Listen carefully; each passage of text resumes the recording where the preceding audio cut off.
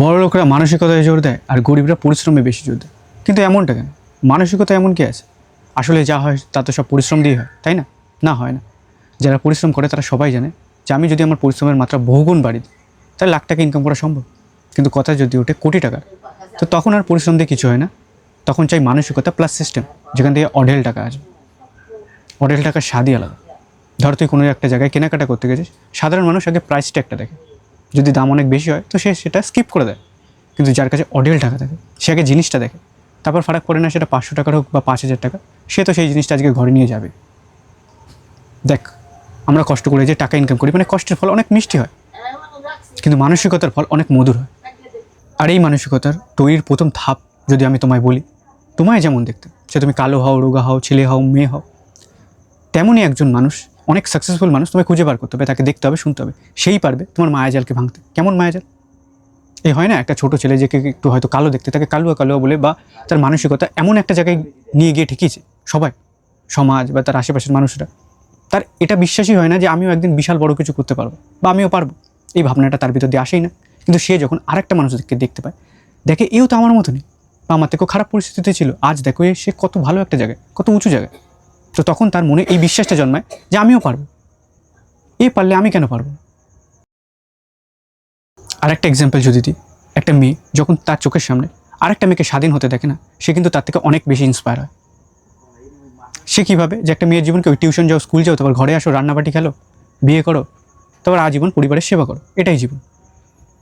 কিন্তু সেই মেয়েটাই যখন দেখে তার মতনই একটা মেয়ে নিজের বাড়ি করেছে, নিজের গাড়ি কিনেছে নিজের টাকায়, আর তখন তার যে একটা বাচ্চা মানসিকতা, সে বড় তো হয়ে গেছে কিন্তু মানসিকতা তো বাচ্চাই রয়ে গেছে। কোন মানসিকতা বাচ্চাটা? এই যে পরিবার সমাজ বলে দিয়ে গেছে না যে মেয়েদের কোনো বাড়ি হয় না, বাবার বাড়ি, তারপর স্বামীর বাড়ি, নিজেদের বাড়ি কোথায়? এই মানসিকতাটা ভেঙে যায়। আর তখন তার মনেও একটা আলো জন্মায় যে আমিও ভাই চাইলে চেষ্টা করলে নিজের বাড়ি বানাতে পারবো,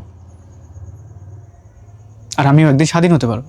যখন আমি কিছু করবো তখন না বাবার কাছে পারমিশন নিতে হবে, না স্বামীর কাছে পারমিশন নিতে হবে। আর পারমিশন মানুষ তখন নেয় যখন সামনের মানুষ থেকে আমার কিছু চাওয়ার থাকে, কিন্তু আমার কাছে তো কিছুই চাওয়ার নেই।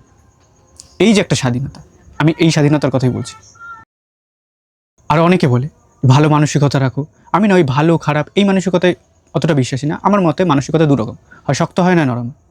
নরম মানসিকতার মানুষরা না মুখ চেয়ে এরোর দিকে তাকিয়ে থাকে, এভাবে আমার জন্য কেউ কিছু করুক, সরকার আমার জন্য কিছু করুক, আমার পরিবার আমার জন্য কিছু করুক, ওই মানুষটা আমার জন্য কিছু করুক, সেই মানুষটা আমার জন্য কিছু করুক। কিন্তু একটা শক্ত মানসিকতার মানুষ, সে সবসময় ভাবে কেউ ভাই আমার জন্য কিছু করবে না।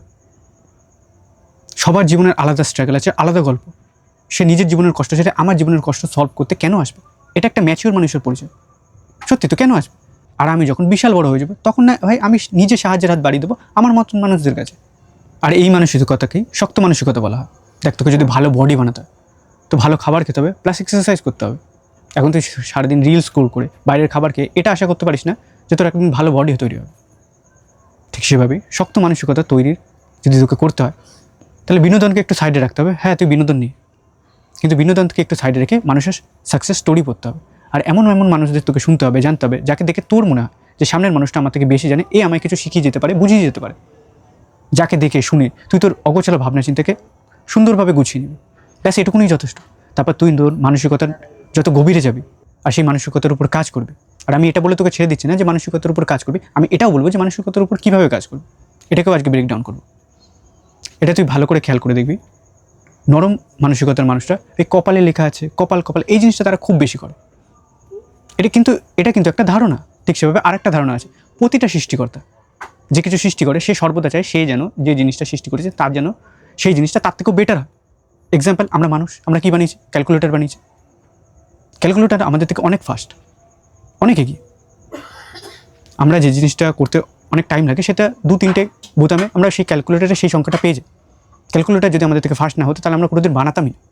ঠিক সেভাবে এআই, আমরা মানুষ এআই বানিয়েছি। কিছু কিছু ক্ষেত্রে ভাই এআই মানুষকেও ছাপিয়ে গেছে। সে ভাবতে পারে, লিখতে পারে, গাইতে পারে, আঁকতে পারে। মানে আমরা এআইকে বানিয়েছি, আজ এআই ভাই আমাদের থেকে প্রচুর প্রচুর এগিয়ে। ঠিক সেভাবেই আমাদের যে বানিয়েছে, যে তোকে বানিয়েছে, আমাকে বানিয়েছে, যাকে তুই গড বল, আল্লাহ বল, ভগবান বল, সে আমাদের অনেক বেটার বানিয়েছে। আমাদের কাছে সেই শক্তিটা আছে, সেই শক্তিটা নিজের কাছে রাখেনি। সেই শক্তিটা আমাদের দিয়েছে যে আমরা যাতে আমাদের কপাল লিখতে পারি। এবার এটাও কিন্তু একটা ধারণা। দেখ, কপাল লেখা আছে আগে দিয়ে, এটাও একটা ধারণা। আর কপাল লেখা নেই, আমরা লিখতে পারি, সেই শক্তি আমাদের হাতে আছে, এটাও একটা ধারণা। এবং যে ধারণাটা তুই নিবি, যেটা তুই মানবি, সেটাই তোর মানসিকতা গঠন করবে। মানে আমি একটা গাছ, এটাও সার, এটাও সার। এখন যে সারটা আমি নেব, সেই সারটা দিয়ে কিন্তু আমার গাছটা পুষ্টি নেবে, আর সেরকমই ফল আমার গাছে আসবে। এটা বলতো কী করলাম, আজকে তোকে মানসিকতার একদম গভীরে গিয়ে না একদম সরলভাবে প্রেজেন্ট করে তোকে বুঝিয়ে দিলাম। আর এই কারণেই মানুষ আমায় সব থেকে বেশি ভালোবাসে, যে দাদা তুমি জটিল জিনিসকে অনেক সরলভাবে প্রেজেন্ট করো।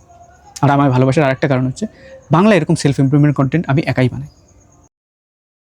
দেখ, আমি বহু মাস পর আবার অ্যাক্টিভ হয়েছি, মানে বলতে গেলে ইউটিউবে 6 মাস পর এসেছি, আর ইনস্টাগ্রামে 4 মাস পর। যেহেতু এতদিন আমি ইনঅ্যাক্টিভ ছিলাম, আমার অনেক ভিউজ নিচে চলে গেছে, ফলোয়ার্স চলে গেছে, সাবস্ক্রাইবার নিচের দিকে চলে গেছে, সবই নিচের দিকে গেছে। কিন্তু ভাই আমার মানসিকতা আর আমি কখনো নিচে যাইনি। কেন বলতো? কারণ ভিউজ, ফলোয়ার, সাবস্ক্রাইবারের জন্য আমি ট্রু লার্ন কখনো বানাইনি। আমার প্রথম থেকেই এই উদ্দেশ্য ছিল, যারা আমায় দেখবে, যারা শুনবে, তাদের যেন একটু গ্রোথ মাইন্ডসেট থাকে, ব্যাস এইটুকুনি চাওয়া। আর সে যখন আমার দিকে তাকাবে, তার যেন এটা মনে হয় যে সামনের মানুষটা কিন্তু ভাই সে নিজেও অনেক পরিশ্রম করে, নিজেকে একটা ভালো জীবন দিচ্ছে, আর আমাদেরও একটা ভালো জীবন পাওয়ার দিকে ধাক্কা দিচ্ছে। মানি, টাইম, ফ্রিডম, এগুলো নিয়ে আমি কথা বলি। আর মানি, টাইম, ফ্রিডম নিয়ে ভবিষ্যতে এরকম আরও কন্টেন্ট আসবে। আর একদম যদি মনের কথা বলি, এমন না যে ভিউজ, ফলোয়ার, সাবস্ক্রাইবার এলে খুশি হয় না, না ভাই, অনেক হয়। কিন্তু আমার খুশির ঠিকানা এখানে সীমাবদ্ধ নয়। এই যে আমি বহুদিন পর নিজের স্পিচ রেকর্ড করতে পারছি, নিজেকে আরও ভালো কোয়ালিটিতে তুলে ধরতে পারছি, আমার খুশির ঠিকানা এখানে।